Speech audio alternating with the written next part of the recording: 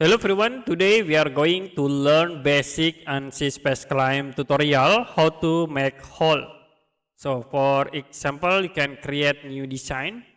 I will use rectangle tools to create rectangle and then use pull tools to convert into 3D. Now if you want to create holes like in the top face here, you can draw for the sketch. Click design and then click sketch mode. I will select this top face. As example, you can draw a rectangle again, like from this point into here. Click and sketch editing.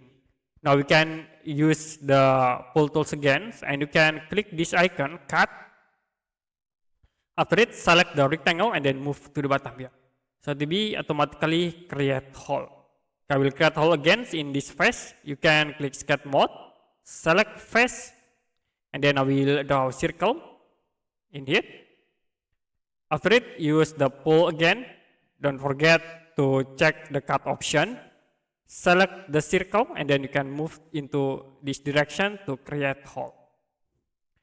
Okay, that's it for basic Ansys Spaceclaim tutorial, how to make hole.